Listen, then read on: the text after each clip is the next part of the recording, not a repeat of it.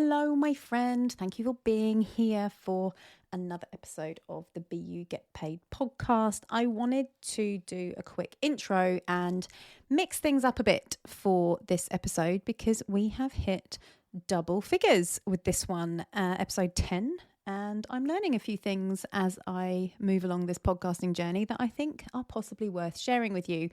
So on a number of these interviews, I've noticed, and it's probably not a surprise, the best conversation quite often happens before and after I have hit the record button. And this chat with Jake Woodhouse, was one of those occasions. And I was a bit frustrated on my last episode with Dale Warburton because he shared some amazing dreams and goals that he has for his Bitcoin journey later on. And I'll perhaps share those on social media separately. But Jake Woodhouse is someone I have been following since getting deeper into the Bitcoin rabbit hole. He's someone lots of other Bitcoiners recommended to me. Always a good sign in my experience so far, which is when I discovered his podcast, Bitcoin with Jake. And not long after this, I was asked to host a panel at Bitcoin Alive, which was here in Australia in April 2023. It was the first Bitcoin-only conference in Australia, and Jake was one of the MCs. There were two of them, and we had about 300 people at the conference, and Jake just told me before recording this podcast that he'd never done any public speaking before, which frankly blew my mind because I've only ever emceed a friend's wedding and it is a hell of a responsibility and a little bit stressful. But Jake and his co-MC JP looked like absolute seasoned pros up on stage and ran this event like clockwork. It was brilliant. It was so well done. And that got us talking because I told him, I assumed he was a professional MC, and he said no. He was very humbled and flattered to be asked to host as an MC at the event. And it really only came about because of his visibility on his newsletter, his podcast, and in his words, from making a lot of noise about Bitcoin on Twitter. Anyway, my point in relaying this to you, we'll get onto the episode shortly. My point in relaying this to you is that everything I am here for with Be You Get Paid is essentially, please just get yourself out there. Do not be afraid to share what you're passionate about on social media, your opinions on anything, because Jake is yet another example of what is possible in terms of opportunity presenting itself when you're willing to do that. We do discuss his take on this in a lot more detail during the podcast, but I just wanted to pre-frame it here because I didn't hit record soon enough to set the context on the full conversation for you. And in future, I'm just going to hit record as soon as my guests join me and capture that gold to share with you in full. Anyway, enjoy the episode with Jake. I inherited wealth in my 20s. My father, he sadly died, shout out to Dad, of a heart attack, January the 1st, 2009, completely out of the blue, age 48. And 18 months later, we sold our family home, which had been in the family for 3 generations. I was the eldest son, and I didn't see a future there for us, and for me particularly. So for the last, at least 10 years, I've been trying to figure out how do you protect wealth over time. And I came across Bitcoin. I first bought some in 2015, but really it was a tiny allocation. I ended up making much bigger moves 2021, 22, 23. And so now of investable assets, I'm about 90% Bitcoin, 10% cash.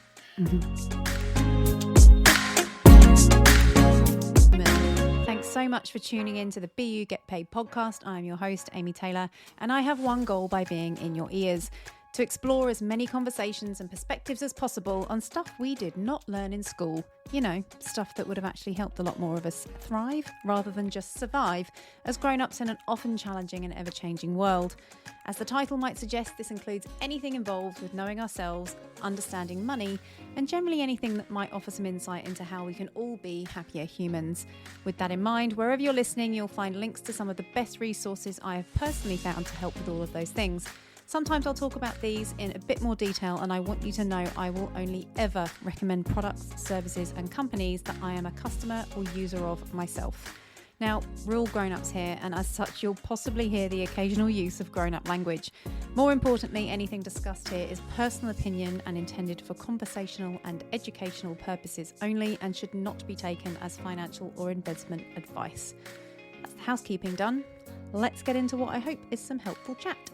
It was really good. What a day. Shout out to the team that set up Bitcoin Live. It's I can't wait for next year. Yeah. Where are you based now? Because I was just listening to that podcast before and you were in Melbourne. Where are you now? I'm in Melbourne.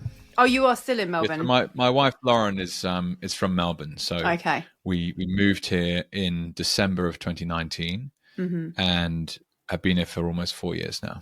Yeah, okay.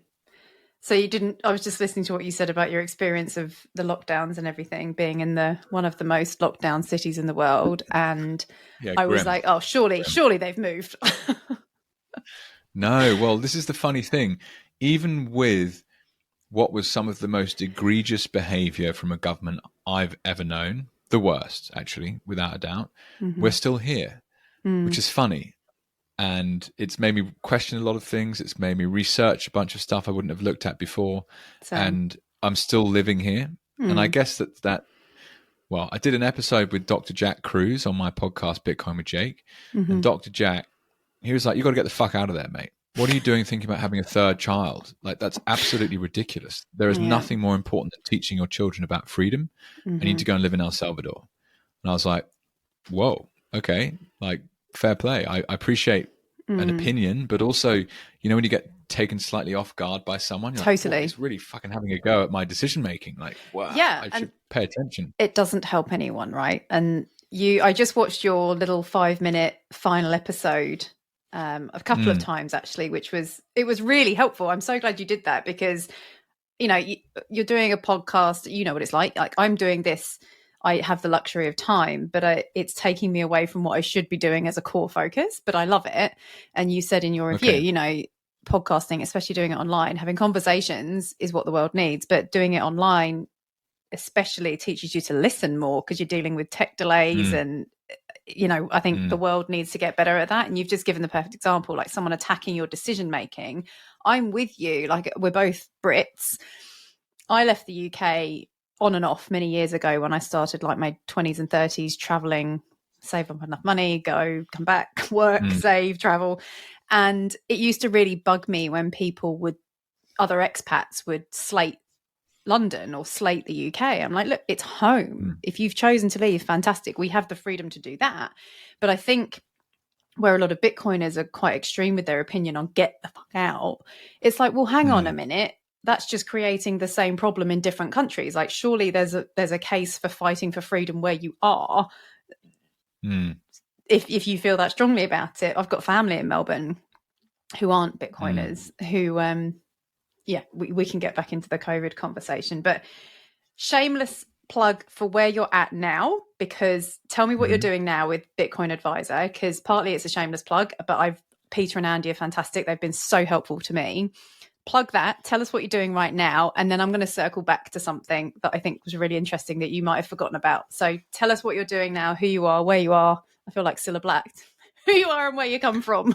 Yeah. What's your name and where do you come from? Yeah, that one. Well, my name's Jake and I'm originally from Dorset in the UK. So I grew up on the South Coast, and I won't make this too long a story, I guess, but I'm now part of the founding team of a business called the Bitcoin Advisor. And the Bitcoin Advisor is a business that's born out of a problem that I personally felt. And that problem is, if you are managing a portfolio of investments and you're looking to protect wealth for the long term, the natural story in my mind is Bitcoin becomes a larger and larger, not just allocation of your portfolio, but your mind share. This is my personal experience. I've just got more and more interested in what the fuck is this thing? Yeah. And if you're moving large amounts of money into Bitcoin, you need to know that if the worst thing was to happen, that Bitcoin goes to who it needs to go to. So in my personal instance, I inherited wealth in my 20s. My father, he sadly died, shout out to Dad, of a heart attack, January the 1st, 2009, completely out of the blue, age 48. And 18 months later, we sold our family home, which had been in the family for 3 generations. I was the eldest son, and just I didn't see a future there for us and for me particularly. So for the last, well, at least 10 years, I've been trying to figure out how do you protect wealth over time. And I came across Bitcoin. Well, I first bought some in 2015, but really it was a tiny allocation. I ended up making much bigger moves 2021, 22, 23. And so now of investable assets, I'm about 90% Bitcoin, 10% cash. And if you do that, in the traditional financial world, you might have a money manager, you might have a portfolio of real estate. If you died because you got hit by a bus, your solicitor will be friends with your accountant, who'll be friends with your money manager, who'll be friends with your real estate manager. And your will state whatever it states. And it says, more often than not, a trust will be created on your death. And that trust will control the assets that will eventually proceed to move to your beneficiaries. And this is all stuff that I learned when my father died. The hard Everything way. went to a trust. We had to manage the trust. I was the beneficiary. And in the digital world, in the new era of Bitcoin and wealth protection, this just hasn't been built yet. It's not clear who owns what, how does it work. If you get hit by a bus tomorrow, how do you know that your Bitcoin will go to your kids? And the Bitcoin advisor is essentially a tool that helps people solve that problem. Very specifically, I met with Peter Dunworth, my now business partner, in the end of 2020, and I was doing due diligence on a platform called Unchained. Unchained have a multi-sig vault for Bitcoin, which means that they have 3 keys. They keep 1 and the customer takes 2. You then have to place those keys in different places. You've got to have then the backup seed phrases to them. You've got to coach your wife, your partner, your kids, your brother, sister, whatever, as to how to use this stuff. In my personal case, I had a key with a local vault business in Brighton here in Melbourne. My wife didn't even know where the vault was. Like if I was to get taken out, the Bitcoin would have been where it was supposed to be, but no one would have understood how to get it. It's like the crystal maze. So it's and you hear these crazy stories of people that did early GPU mining and threw a laptop into a waste bin, and now it's in a dump somewhere, and it's worth $1 billion. All sorts of stories of basically bad processes with a new thing, which is digital assets. And so we, as the Bitcoin advisor, help people manage their multi-sig vaults. So we tend to use Unchained in the background, but we could use different technology if we chose. And I signed up with Pete as a customer of his 2 years ago. And so I pay Pete 1% of Bitcoin under management per annum to look after a key. So Unchained has a key, Pete has a key, and I had a key.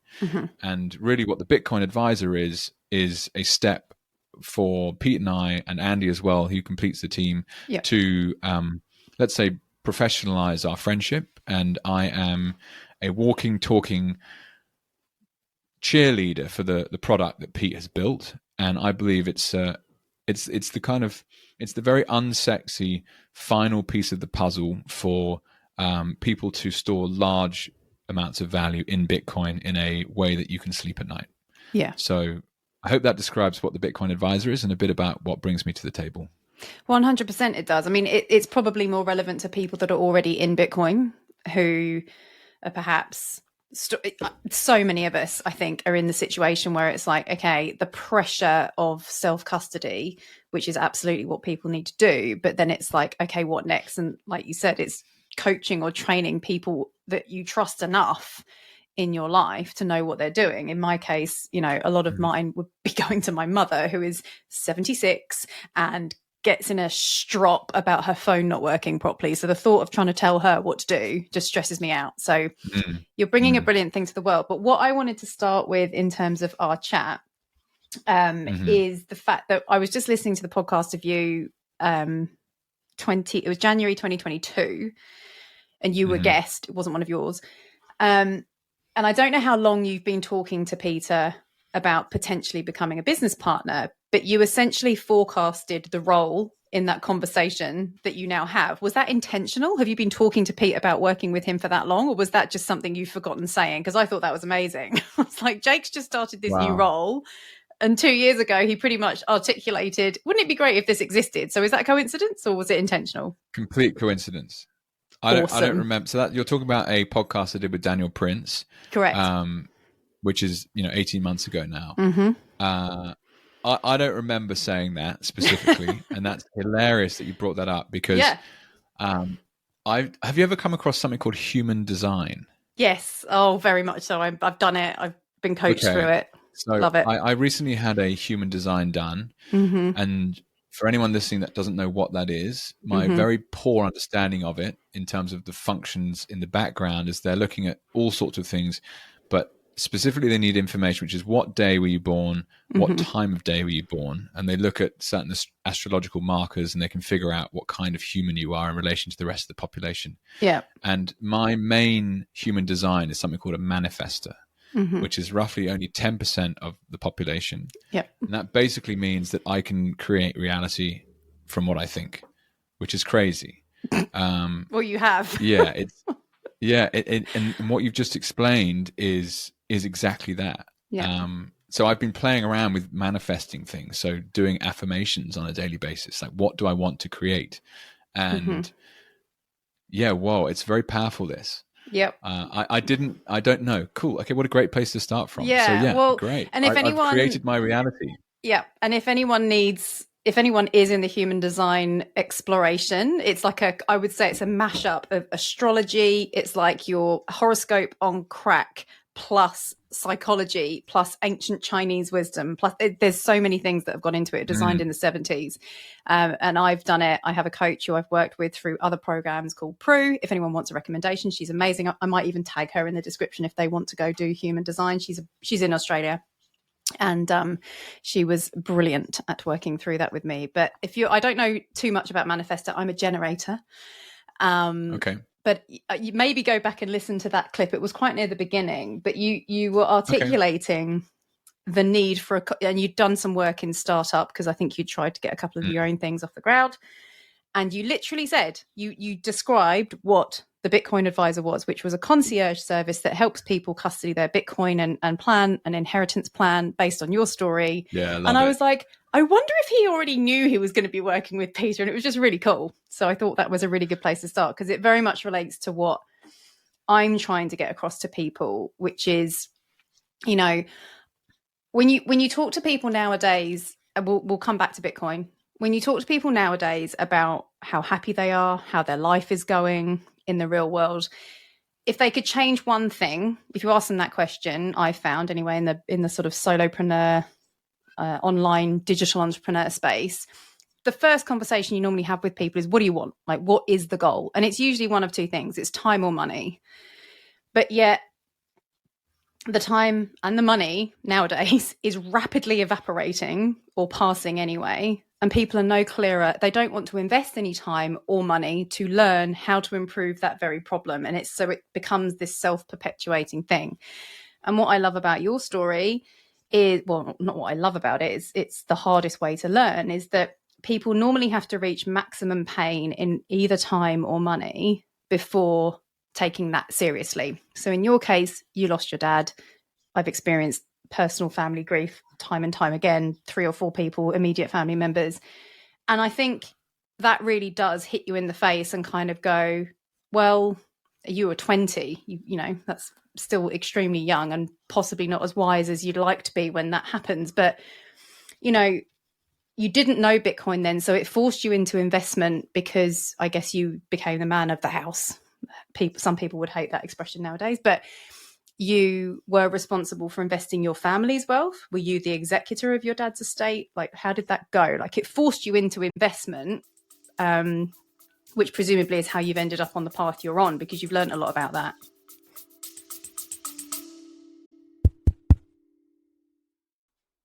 Now, are you someone who has swallowed the orange pill and going big on Bitcoin? If you are considering putting an amount of money into this world-changing asset and are feeling like you won't sleep at night without a little one-on-one guidance, you are in the right place. Look no further than the incredible team of amazing humans at the Bitcoin Advisor, who I've had the pleasure of meeting in person a few times now.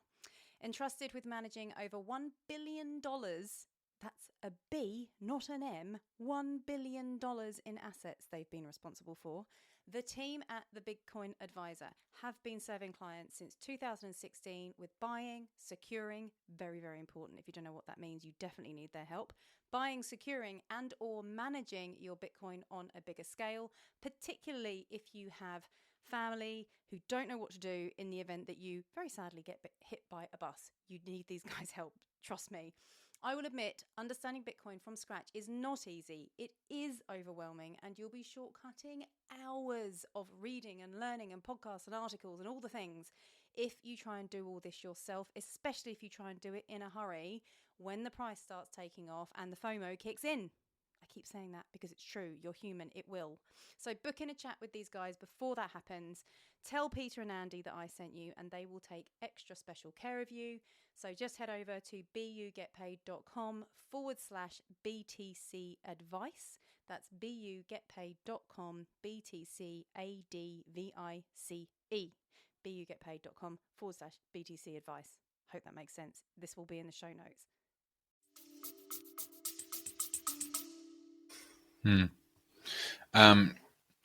Well, there's lots of things to draw on there. First of all, I'm sorry for your loss. It's bloody difficult likewise. working out, how to live life when someone's gone. You just don't understand death as a human somehow. It's just like, what the fuck just happened?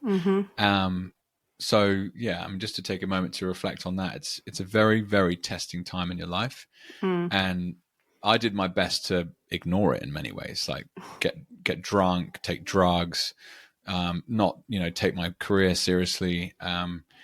And all those things, they, eventually you kind of grow out and grow past them. And time is the one thing that helps to heal, and it doesn't become so raw as it was in the past. Yeah. Interestingly, just this weekend, someone commented to me that in some ways I'm lucky that my father died. And I'd never heard that before. And it's extraordinarily contrarian. I would swap everything for him to still be alive, of course. But just to talk through what we meant by that when we were having this conversation, it's very friendly. As you said, I was forced into a position of financial responsibility at a young age. Now, to be very specific about what happened, the value of the house, roughly half of it transferred into a trust, which was to be used as a way of generating income to look after my mother. And that's still in place. And what that looks like today is my mum, my brother, my sister, and I sit on an investment board, and we manage the trust. And so we make investment decisions together about how best to look after mum. That has lots of connotations in terms of my mother was effectively passed over in dad's will as a financially responsible person, and everything was put into a trust. And she then had to deal with her brother-in-law and her close friend, but my father's best man, and she had to kind of put decisions past them. So she lost all autonomy of decision making, which was extremely difficult for her. And equally, like, we were thrust into positions where we had to make decisions that we didn't understand the full ramifications of what we were doing because we were so young. Some of the value of the property did end up in my hands at the age of 25. Yeah. And with that, it was mine to do what I wanted with. So I didn't have to ask anyone any permission to do anything. It was literally just ended up in my bank account. And then it's like, okay, what are you going to do with it? Because I was the eldest son, I got more than my brother and sister did. And they were given theirs on reaching the similar age, so around 25. Okay, yeah. I understood that, and they've approached their journey differently to mine, interestingly. Where do I go with this? I mean, the very obvious thing that I luckily learned was that saving and investing are not the same thing.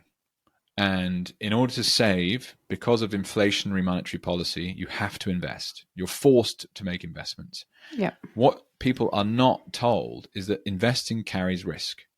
And risk is actually incredibly difficult to quantify.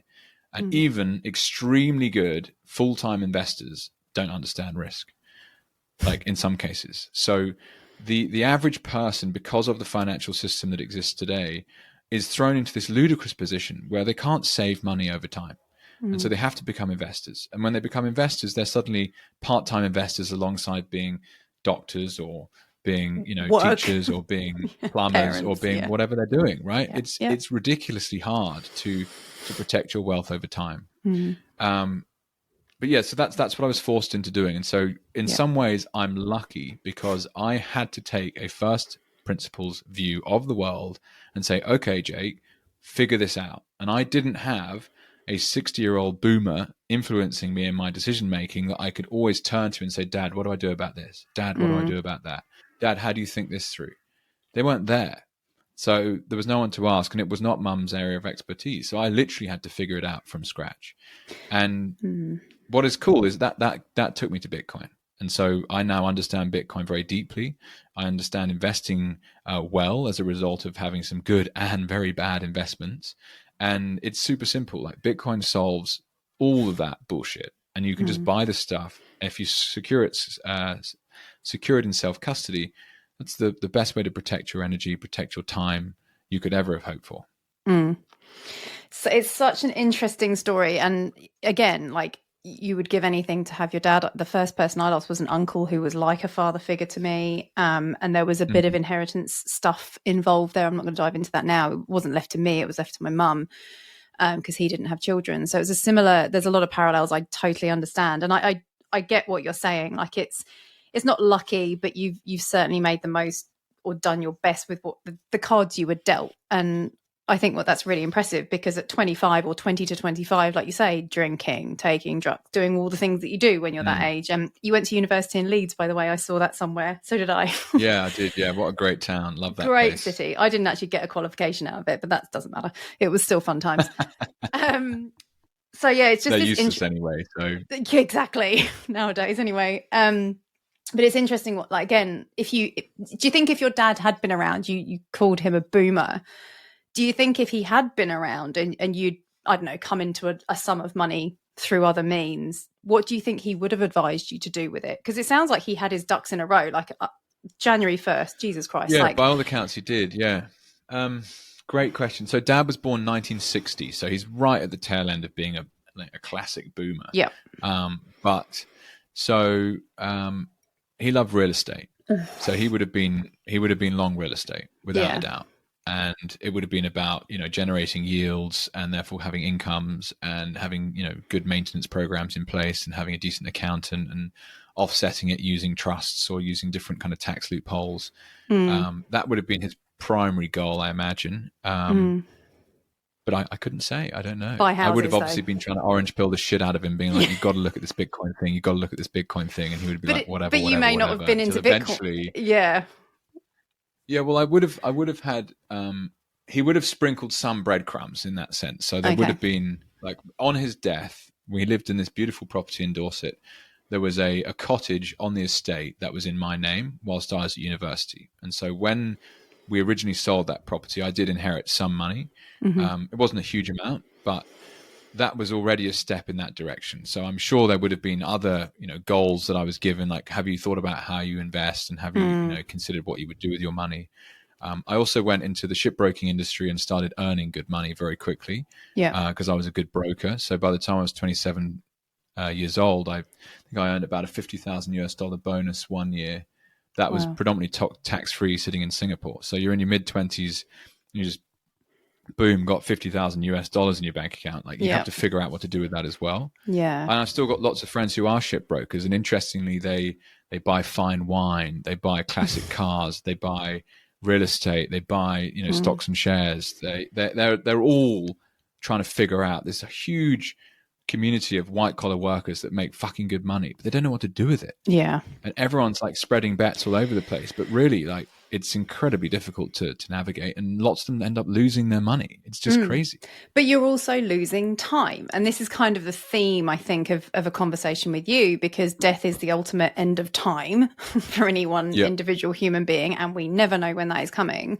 But for the rest of us that are here, and, people spend so much time either trying to figure out, like, I know all the friends myself and my partner have got our age, particularly usually the guys, are spending a lot of time reading about investing or trying to figure it out. It's not filling their soul. It's not lighting up any kind of creativity.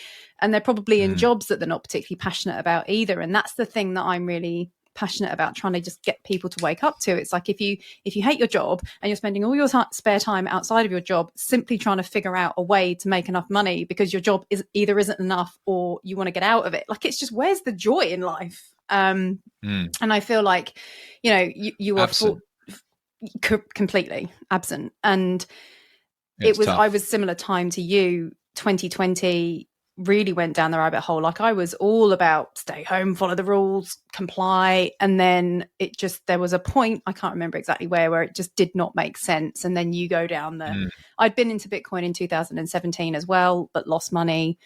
And like, a bit like you may have been in it a long time, but along the way you sell some, you might still be paying attention, but the human greed takes over, or what else could I be doing with my life that's more enjoyable than staying in the books? And I think the time piece for people is, you've now got children, is what's sad, is looking around and people are doing their best to invest and be sensible. But it's like, yeah, but you don't get to hit pause on your life whilst you play that plan out. You're going to wake up in 10 years and those children that you were doing all this for have left home. And that's something I'm really trying to I don't know what the answer is. Bitcoin is one of them. But for you, just to sort of switch gears a bit, you started talking about Bitcoin, right? So when you were working in shipbroking, and it's only now that you've sort of got a role working in Bitcoin, as it were.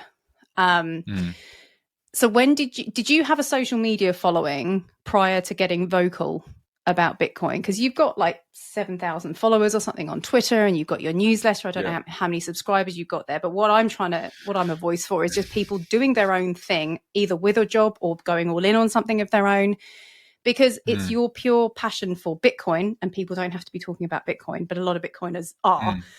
Look what it's led to ultimately, and you did manifest that, which is really interesting to me. So when did the newsletter and the podcast and the just being vocal about this thing that you became so passionate about, when did that all start?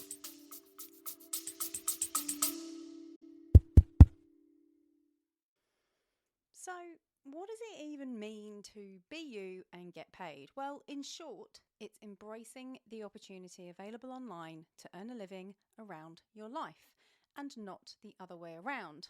I'll give you a moment to let that sink in. Ready? In other words, to build your own dreams instead of someone else's.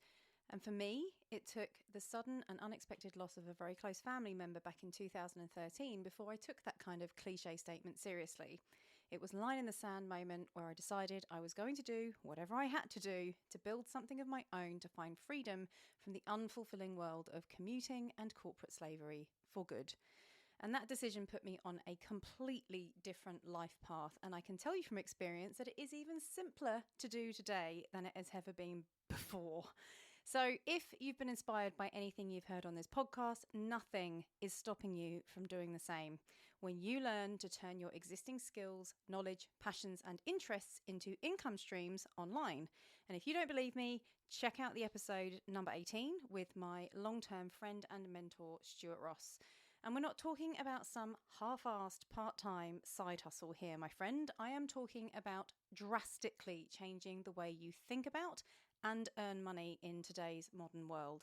So sign up for Modern Wealthy, our 7-day fast start training series, which includes a downloadable ebook and your best life blueprint. And I will be there to cheer you on with monthly coaching calls and give you a bit of a kick up the bum.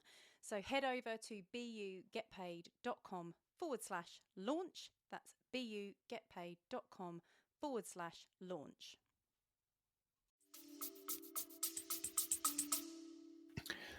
Well, I think I sent my first newsletter in August of 2021. And I did that every week for about 9 months. And during that 9-month period in April of 2022, I started my podcast. I was also working full time and trying to be a parent. And so the newsletter got ditched in favor of doing the podcast, which was, I was creating original content rather than kind of analyzing other people's content, which was the theme of the newsletter. So I'd take 3 stories I'd seen that week and dissect them. I would have listened to the YouTube or whatever, and I'd talk people through what I thought about that particular piece of content. So I thought it was more interesting to go down the unique content production route. But to, I guess, scale it back a bit, it doesn't really matter what the subject is. If you come across something that you find that you're learning about in your spare time and you can be paid nothing, but you spend all your time consuming this subject, then getting out or working into your day-to-day research some kind of content production plan is very sensible. And in my case, that has without a doubt led to being one of the critical factors in becoming a business partner in the Bitcoin Advisor.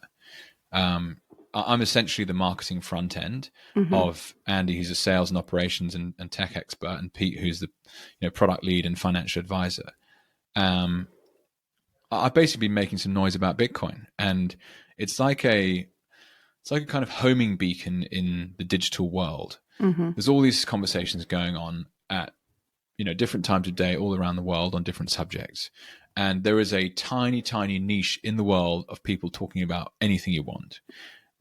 You can consume that content if you choose to, that's no problem. But if you start adding to the conversation in some way, then you can build a business out of it, basically. So I will, without a doubt, forever be grateful for the decision to start a newsletter. To answer one of your queries earlier, I have 180 email addresses on that newsletter, and they were pretty much all sign-ups that happened over that first 9-month period, and I haven't pushed it since. With the podcast, I think I'm pretty much at around 30,000 listens or views across YouTube and audio since inception. So that's total. So about 30,000 people. Well, that's not fair. It could be the same person twice. Okay, say it's half. Crazy then. when you start looking at the different audience members. They're in, I think I had someone in Liberia, someone in Nepal, someone in a random Pacific island I'd never heard of before. People listening to your content, like, what the hell? Actually, I made a presentation at the Beechworth Bush Bash about what I call digital leverage, and I mean, maybe I can look it up right now.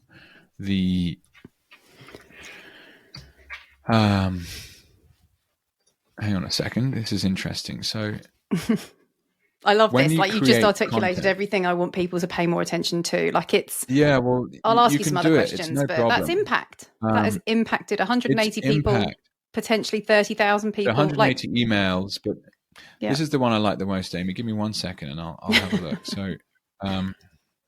So my YouTube channel, I've got 384 subscribers. I started it in December.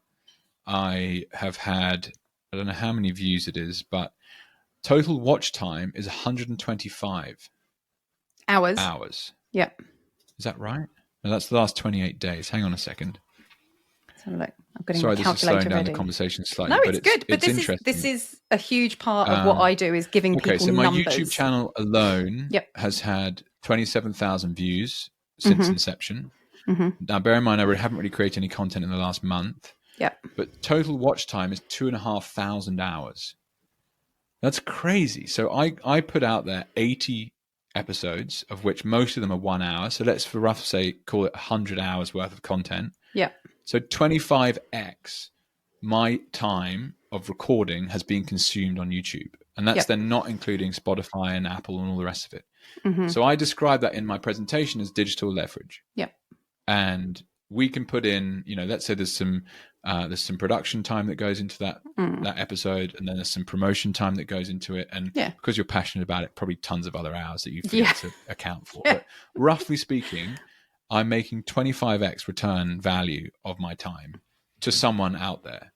Now, monetizing that has been extremely difficult in terms of creating sponsorship contracts with companies and following up for payment. And, that's a whole different ballgame, is how to monetize it. But certainly from a perspective of making some noise, learning a huge amount, creating a new network, and building the life that you want to have, then absolutely, you're bang on. It's been hugely valuable for me. Yeah. And I mean, the get paid piece for me, when I talk about or brand myself as, saying BU get paid, it's like, whether you get paid or not in monetary terms, you've just outlined all the other things that you're going to get from it. It doesn't have to look like money. Ideally, it does. And Bitcoin is perfect money. And that's where I'm kind of going with how I can add to the conversation. But, the growth and now the business opportunity, you are getting paid in monetary terms. You've created a business. It's taken less than 2 years. And you are building the life that you want. You're still in Melbourne. You haven't had to move. That geographic location challenge for a lot of people, that they think they've got to move cities to get a better job, or they can't live near the ocean because there's no jobs here. It's awesome. And you've been such a great, I'm glad that we're having this conversation when we are, with the timing of you starting with BTC Advisor, because it's perfect. You're demonstrating what's possible, and it's been less than 2 years. And just simply figuring out, I mean, you were led to it by, your life's experiences, but I just think it's worth people listening. Like, you don't have to wait for someone in your life to pass away before you start taking that stuff seriously. And everyone's consuming something. It's just whether or not you're going to start producing, because it feels pretty good. Like you say, when you see 30,000 views or 30,000 downloads, or when you actually look at some numbers, if everyone in the world was doing that in some way, it's extremely fulfilling and it's extremely impactful. And it's how Bitcoin gets adopted. Well, Amy, it brings to mind something very relevant to that, though, which is, in the Bitcoin space, we talk about being your own bank. And it's like, what do you mean being your own bank? That's fucking mad. Why would you do that? What happens if something goes wrong? All these reasons why you wouldn't do it. But ultimately, that's what I'm doing. I'm being my own bank. And it's very empowering. It made me think about being your own brand.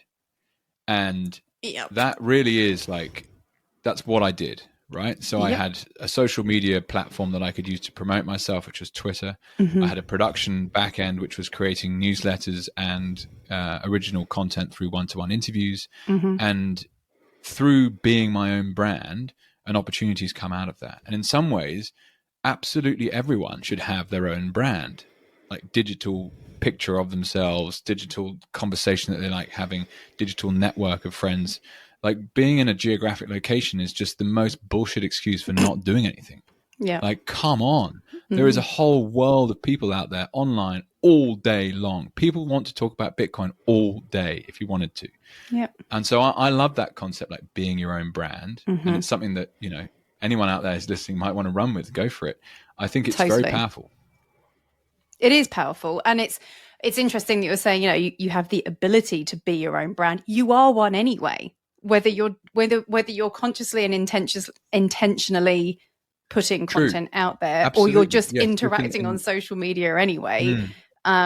You are one. People have an opinion of you. People relate to the things you say. Like, I've kind of, like I say, been in career/brand limbo myself since discovering Bitcoin, because it's all I want to talk about. But I've started to see the dots joining between, what I was doing before, which is helping people build digital businesses, because they either need the extra income or they're sick of what they're doing. But what used to be an optional side hustle is fast becoming a reality as a necessity for people. But also, people are just disillusioned. They don't know who they are. They don't know what they want. They don't know how to make the shift to make enough money. But the beauty of Bitcoin is, you don't have to, not everybody is an entrepreneur. Not everybody wants to be super active on social media. What I love about Bitcoin is, it's when you fully grasp it, and you're an example of that too, is when you have money that is deflationary, and we're getting into Jeff Booth's book territory. It might be a bit high level for some people, but you can just have an average salary and not have to worry about the future if you're on a Bitcoin standard, because it holds its value. So it's not about everybody becoming a visionary or everybody becoming a personal brand, which brings huge opportunity, whatever you're into. I found a community the other day that was passionate about ants. I had like an ant fetish. It's like, you really can talk about anything and monetize it. Anything.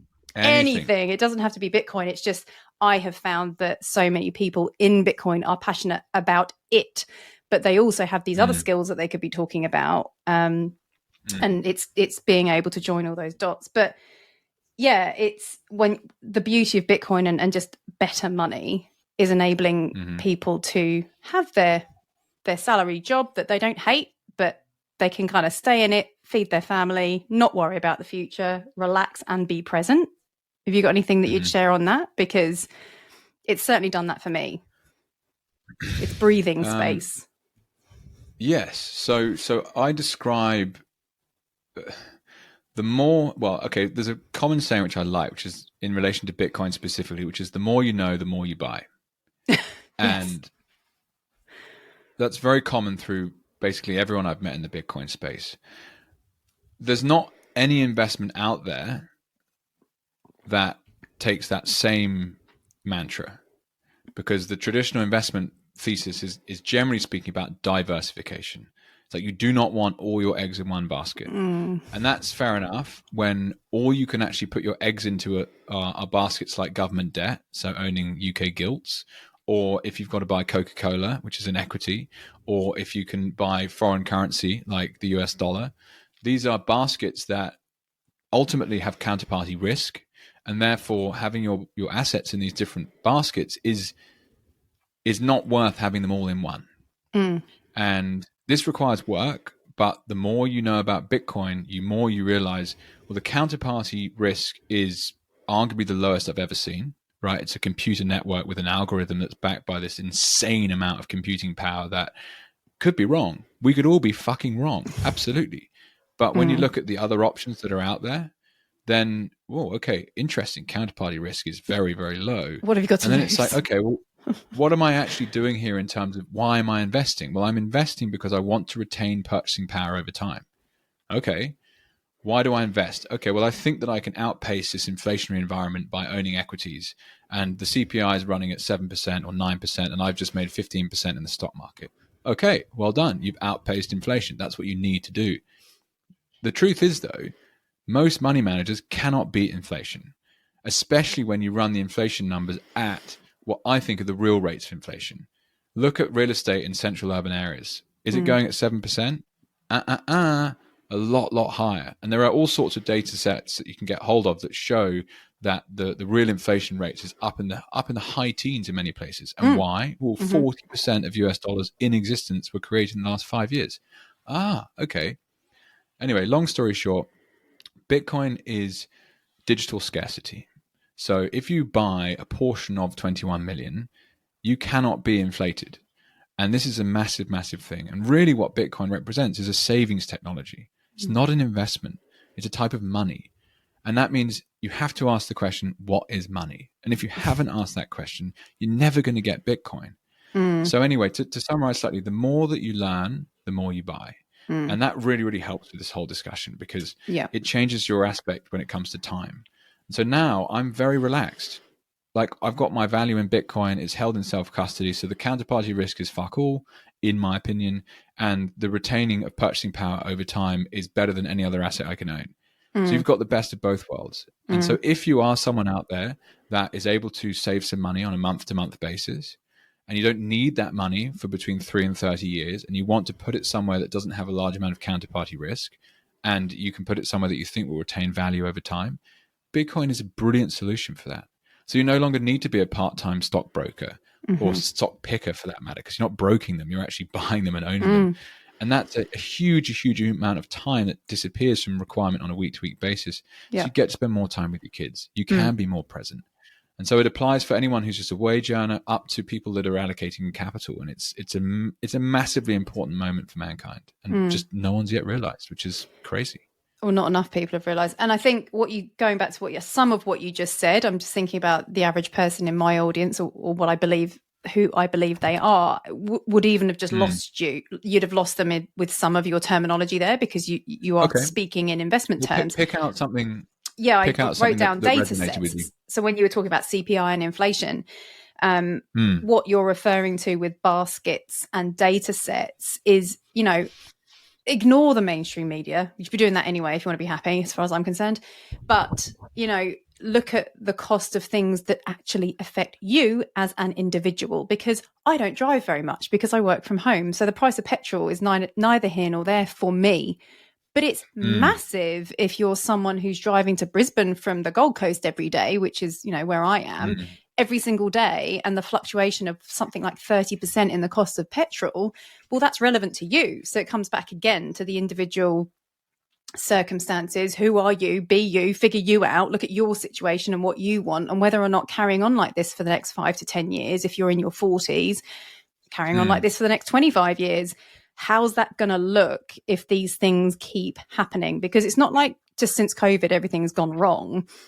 Do a little bit of history checking. Like, this has been happening for decades, for centuries even, you know, and it's, you said something in another podcast where you shared articles with people, or you started having conversations, as we all do with our friends and family, about Bitcoin and the other things happening in the world, that, to try and get them to question things. And people are so attached to their view. So Melbourne, lockdowns, COVID, mandates, whatever. And they'll send you back an article that says XYZ that they probably haven't read themselves. But yet they'll send it to you to prove that that's their view, and they're holding on to that. And it's like, well, again, we're back to time and money. How much time are you losing by not changing something? But how much time are you losing just holding on to this view that's not serving you, which that be applied in many areas of life. But what have any of the people that you found gave you that response? Have they come round to Bitcoin or anything else? The waking up to, well, hang on, that's wrong. What else is wrong? Or is it just that slower process? Well, I mean, a higher level response is quite a simple one, which is that when people fail to course correct when the information changes, that is a severe lack of intelligence in my mind. And it's just deeply frustrating. It's like, hang on, how can you still not have any interest in digging deeper into this conversation? The hard part is, like, I try not to get emotional, and that's really hard because you get passionate about it, right? And you're like, God, you fucking kidding me? You still banging that drum? Okay, I'm not interested. So in some ways, just the natural bias is that those conversations, they disappear because I don't want to have them. And if you're not going to think the same way that I want to think, then I don't want to hang out with you. So naturally, there's like a kind of a self-selection or a self-censorship process that happens, that you just go, whatever, I can't be bothered to even try and explain.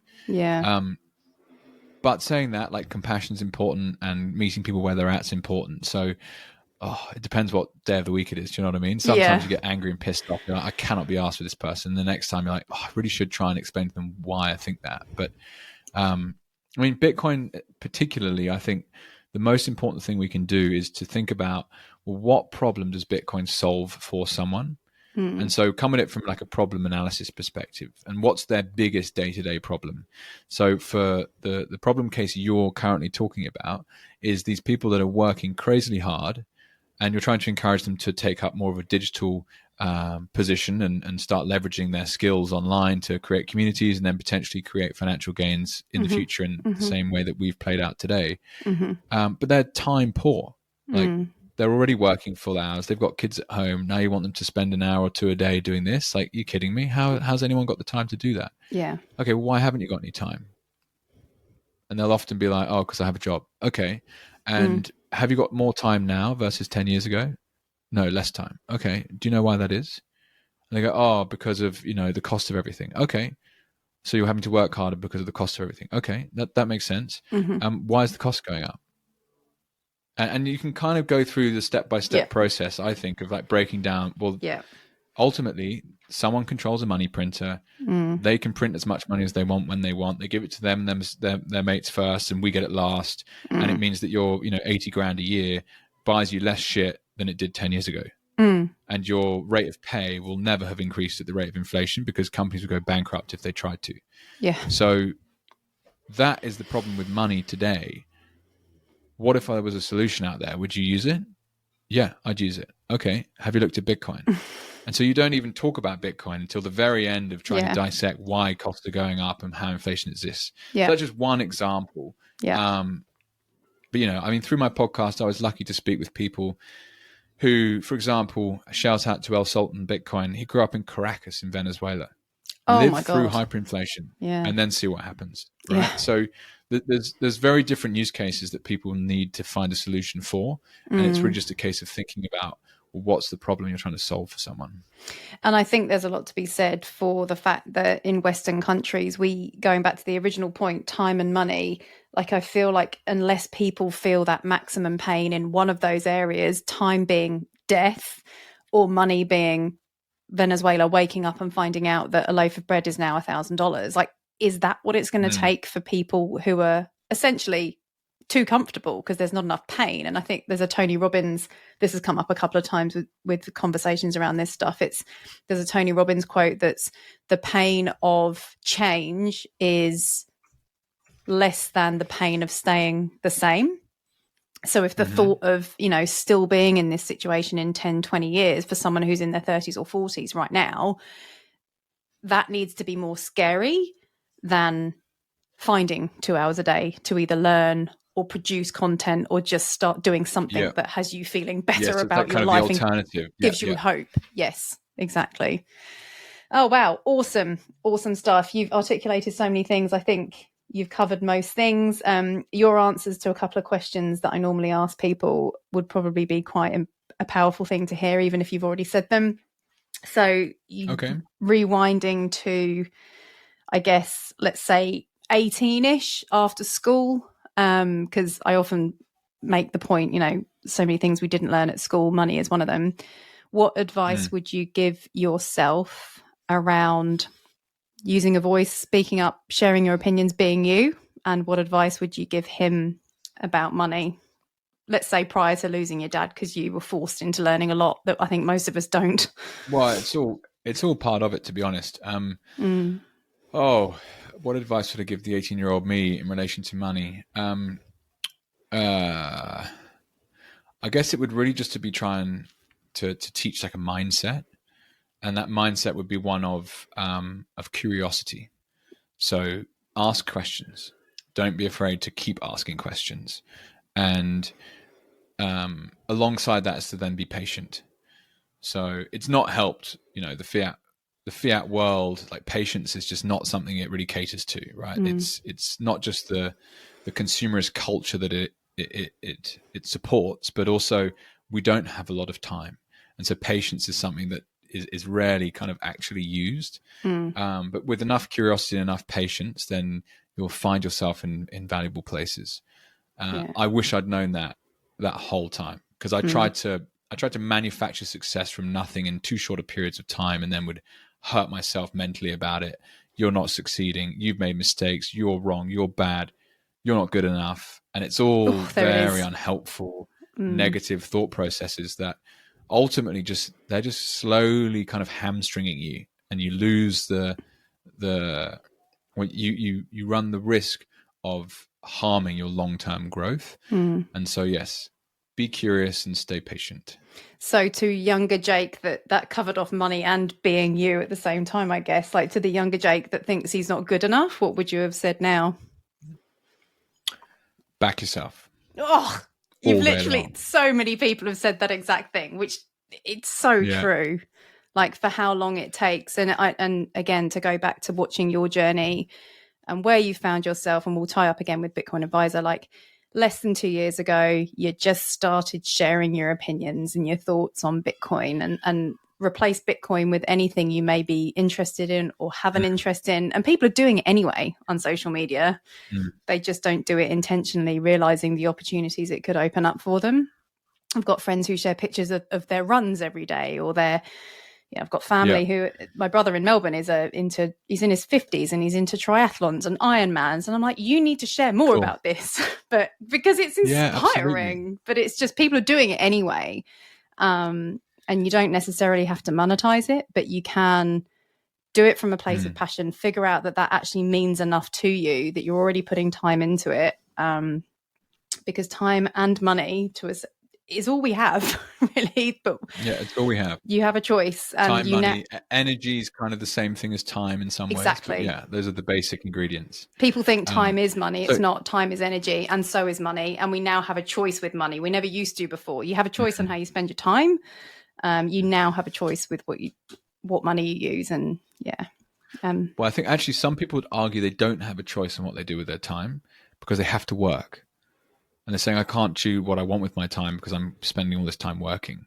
So somehow that's then connected to the money, right? So if you start saving in Bitcoin over time, you will have more time because you have to work less, and that's this kind of like beautiful symbiosis that kind of happens. Oh, we could so something have that resonated for me quickly, Amy, that I should mention. Do you want to wrap it up now? I mean, I've got No, another 10 minutes. keep if you want. going. By all means, keep going. Okay. So that story that you mentioned of me talking about the kind of the Bitcoin concierge product should exist on Daniel's podcast 18 months ago. So the experience that I had using wealth managers, so these are traditional investment houses in London in this case, but they're all over the world, helping high net wealth families to protect their wealth. You will go to a very nice swanky office not far from the Bank of England in the city or wherever they might be based in the West End of London. You know, the secretaries, everyone's in suits. You sit down for a complimentary lunch. You get given a piece of paper, which is basically a summary of your portfolio and the performance this year. And you get this whole presentation as to why they did what they did and how brilliant they are at their job and, you know, how amazing you are as customers. And thanks very much. That is a very, very high touch, yet traditional wealth management relationship model. That doesn't exist in Bitcoin. But a huge amount of wealth sits in the hands of those people. And in my mind, the traditional financial advisor is not doing their job because they're not beating inflation. And if you look at the performance of most people's portfolios over the last 5 years, they're not retaining purchasing power year over year. So I've been in meetings with these managers and I say, what are you doing about inflation? And they literally said to me, one of them, we can't beat inflation. We recommend you buy a 2-year-long government gilt, UK debt, essentially, that is a 3.5% per annum return. But because they've got a tax incentive in place, you don't pay any income tax on it. So it's effectively a 7% return. And even that doesn't beat the 9% CPI in the UK, which is also a doctored number, right? It's running in the teens for sure. So these guys aren't doing their job properly. But what they have done is they have developed a status quo for relationship management with traditional wealth. And so what I always thought was a good idea was having a very high touch relationship model with people in relation to Bitcoin. Yeah. And so I actually have my family trust invested in Bitcoin now. So I've been through a process of taking a trust to my brother and sister, my mom, and explaining to them why we need it. And many conversations, particularly with my siblings, as to why we had to do this. And they were just like, no, you're wrong, you're wrong, you're wrong, you're wrong. No. And we got there in the end. And shout out to Tatty and Rex for letting us do that. But the point being is that I always envisaged the product that I'm now building with Pete. I just didn't know exactly what form it was going to take. And I do believe there's a lot of people out there that they're just not willing to trust themselves with these keys. And as a result, there's already a cost of doing business, which is the 1% money manager in the Bank of England or nearby. So why wouldn't you also pay someone to help you with Bitcoin? It's not a difficult sell at all. And in my mind, as a customer of this, I prefer a 99% upside with a 1% cost. But I'd know that if I get hit by a bus, my kids get my Bitcoin. Yeah. I wasn't necessarily looking to turn that into a pitch for the Bitcoin advisor, just more that really resonated about rewinding to that conversation with Daniel and thinking like, I already had this idea, just hadn't got there at this point. So yes, I would always encourage people to talk online about their experiences, and you've brought something up really interesting there. Of anything, because, and you said a couple of things there as well, like, so the first thing was you had me thinking about the online space, the high touch, high net worth business with a premises in the middle of central London with a lovely catered lunch, no doubt. Just for 1 second, let's just critically think. If they just got rid of that premises and that bullshit trying to impress you, well, how much less could they charge their customer? I don't care how much money someone's got. Like this, for want of a better expression, big wank, which is all ego driven. And you see it everywhere. But people, because it's just the way it's done, whether you're high net worth or not, even if you're someone who's paying into, you know, I see a lot of people our age or our age group, you're a little bit younger than me, but same bucket of people, who are the working middle class, who make up the biggest chunk of society at the moment, who the advice now is just keep it really simple. Just invest into an ETF with Vanguard and you get your reliable 8%. It costs you 0.5% and you do it yourself and it's fine. But there's still this fee attached for because it's online, right? There's a fee that's significantly less because it's online. You don't need the big premises. And for you guys now, like, The three of you are all in different places. I'm assuming you do most of your meetings like this. The overheads, it's all digital, everything's digital. Starting your newsletter, free, digital. The overheads in today's world is so much lower. And Jeff Booth talks about this, that everything, technology reduces the cost of doing business. So for someone who's a high net worth individual, just stop for a minute and think how much cheaper it could be if you didn't rock up to this multi-million-dollar piece of real estate in London to have an in-person meeting. And I hope that COVID has woken people up to a lot of this stuff. It's the same as the conversation I have with people now. It's like, you could go buy a business for 100 grand or 200 grand or whatever, however much you can buy a business for these days, or you can start writing a newsletter for free and have no overhead. Like, it's that conversation. It's just wake up. So yeah, I completely agree. So we could sit here for hours, as Bitcoiners often do. But is there anything else you want to share? Amy, if I could do something for a moment, I'd love to just turn the table slightly on the conversation and learn a bit more about your journey. And could you explain to me what you think the biggest benefits for you of having a podcast have been? Podcast is still pretty early. That you will, I think, be episode 10. So you're the double figures. Okay. Podcast specifically, I couldn't give you too much of an answer other than the light bulb I had was I kind of went into this limbo through COVID times because I just didn't want to be online. I didn't want to be talking to people because people were not in a good space and everything was so heated and divided. It still is, but I like to think I've got better at navigating that. I've got a bit more resilience behind me now. For me, being online, well, first of all, I started nearly 10 years ago, and I was literally just sharing my reasons for wanting to have a business online because I wanted to travel more. You know, I'm a different person 10 years later, but the benefits to me of, sorry, did you ask the question, benefits of being online or benefits of Bitcoin? You're morphing it into being online, which is just as interesting. I was asking about the podcast, but you're basically saying it's a little early to say specifically. Probably a bit early. What is the benefits of being online? Like, what have you personally felt, and how does that help the listener out there? I guess realizing that I don't know the answer to this question either, so I'm just intrigued personally. Meaningful work. So unearthing the fact that just by sharing yourself, so I started because I wanted to travel. I wouldn't say I wanted to make fuck you money, which some people call it. Dale on my last episode called it that. But it was, I want to earn above average money. What a fucking legend. Above average money because life ain't cheap. And my parents weren't in a situation where they were going to be particularly well off. I've since lost my stepfather and my mum, realizing that situation, all the things that millennials, if they haven't had conversations with their parents about money, don't wait until you're forced, like we both have been. But the benefit to me is realizing, an average salary these days online is peanuts. Like, you can replace your salary, the average salary, very simply. Is it easy? No. But the benefit of being online is just there's no real downside to me other than I do miss working in a team. That's the only downside I can find. There's really very few downsides to earning more money, to being completely geographically free, and to having the confidence and fulfillment that comes from just sharing yourself. And I don't think enough, it comes back to the not good enough thing. I don't think enough people realize that just by existing, having interests, having life experiences makes you of value to lots of other people. And we live in a world now where you can actually quantify it, but still people don't want to get out there. They don't want to just put themselves out there like you did.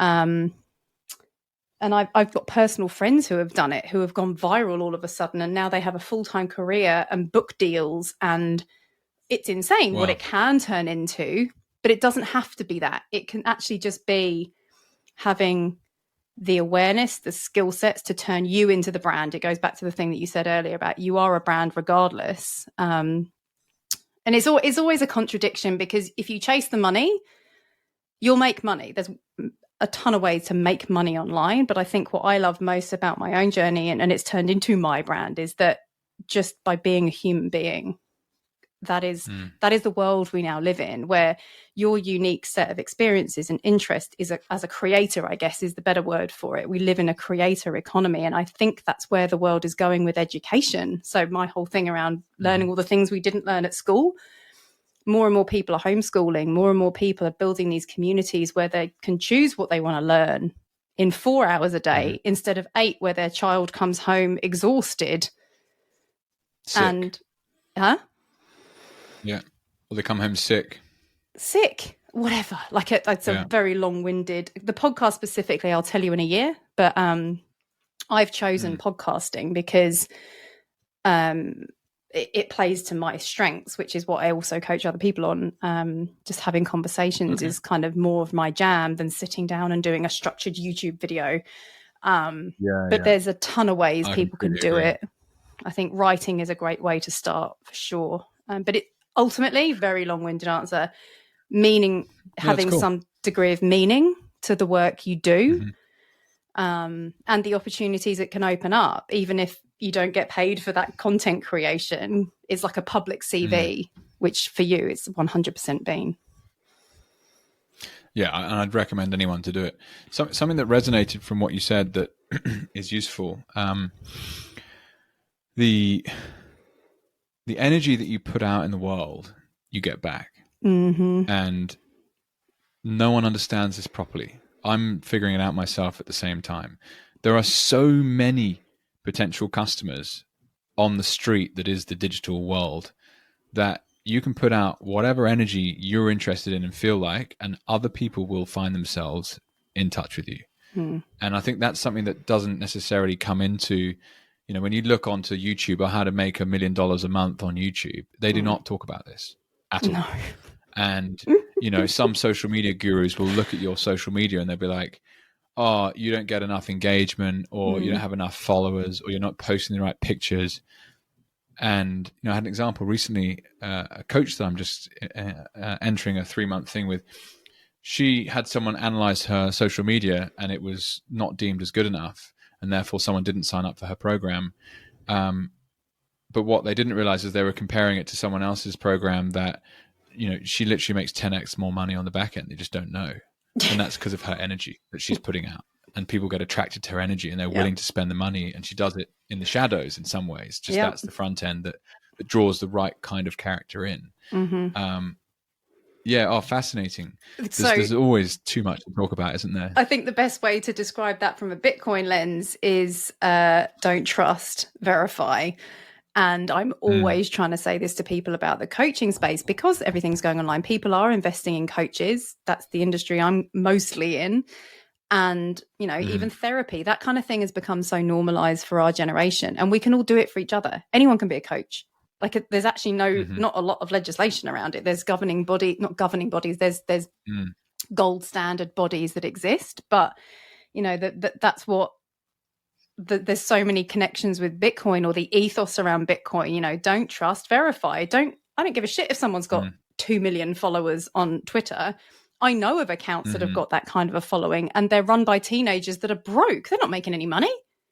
You can you can make multiple 6, 7, 8 figures with no following, because like you say, people are doing it in the shadows. It's more important that they're getting the results than it is that they've got this perfectly curated Instagram feed. I do rant about that quite a bit on my social media. It's annoying though. The other thing that you said that I just wanted to touch on is being yourself. There's no doubt, in my mind at least, that the last 3 or 4 years has really opened my eyes to what is real? What's not real? And in particular, I went to a protest in Melbourne that was an anti-lockdown protest. And we were there very specifically because we didn't agree with what the government was saying. And there was all these retarded rules in place. And, anyway, there was thousands of people there. And that night, I watched a video clip on Channel 7 or whoever it was saying that hundreds of protesters had collected together and there'd been someone attack a horse or something. There was people with prams, there was families, there's a whole community of people that got together and said, we disagree with what's going on. And the police kettled them around the Shrine of Remembrance in the park in Melbourne. And Loz and I were there with our small baby at the time. the information that was given to the wider public through the broadcasting networks that night was factually incorrect. There was not hundreds, like 100 people got together and beat up a police horse. There were thousands of people there. And that was one of the first times in my life I was like, wait, hang on a second. That's literally wrong. What else is wrong?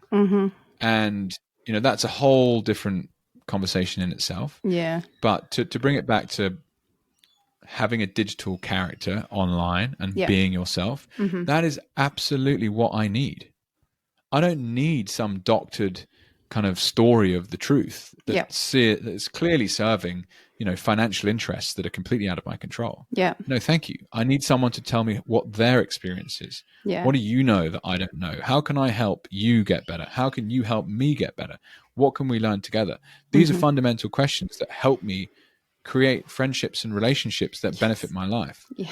And you're like, happy days. Let's do more of this. And it's probably quite a good way to end it, to be honest. But I love what you're doing as a result. So thank you. It's proof of work. It's the don't trust, verify and proof of work that I see as a really valuable ethos and concepts to take from Bitcoin, if nothing else, because it's money that represents the best kind of human action.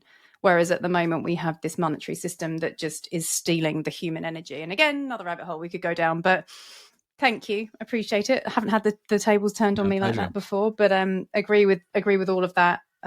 So yeah, everybody follow Jake. Check out what he's achieved and done with you know, created for himself or manifested for himself. Where can people find you? Most active? I spend too much time on Twitter. Jake is at Jake BTC Advisor. Yeah. Or just head straight to our website, which is www.thebitcoinadvisor.com. That's ER, advisor with an ER. The American version. Is it? Is that the American? ER, yeah. I think that's the English version, actually. Yeah. Is it? Oh, okay. Fair enough. That's okay then. Thank you so much. To be honest, I've not checked, but that's what I thought. Yeah, that'll do. No, my pleasure. Amy, thank you for having me on. Awesome stuff. Good luck with everything in the new role. And yeah, we'll talk again soon. Thank you. Hello, my friend. As someone who is not the best at finishing the things they start, thank you so much for making it to the end of this podcast. I hope you found it helpful. Maybe it piqued your curiosity on something new or even just made you smile for a few seconds. If any of those things apply here, then all my regular tech challenges and tantrums are well worth it to get this to you. If you heard anything at all that you think could help just even one other human being, there's a couple of things you can do that I would really and truly appreciate. Firstly, you can follow or subscribe wherever you're listening. On most podcast platforms, this is usually just a case of hitting a follow button or a plus sign on the main show page. This means you'll never miss an episode, which is hopefully a win-win for us both. Secondly, if you're feeling really generous, you can leave me a 5-star rating or review wherever you're listening. And lastly, feel free to share an episode with a friend on social media with any thoughts, feedback, suggestions, or even criticism. It's okay, I can take it. Just tag me using the handle @AmyTaylorSays to make sure I see it and can thank you personally. Any or all of these things genuinely mean more human beings see and hear these conversations. So again, thank you for being here and helping me with my mission with Be You Get Paid to help as many people as possible know themselves, know money, and be happy. See you next time.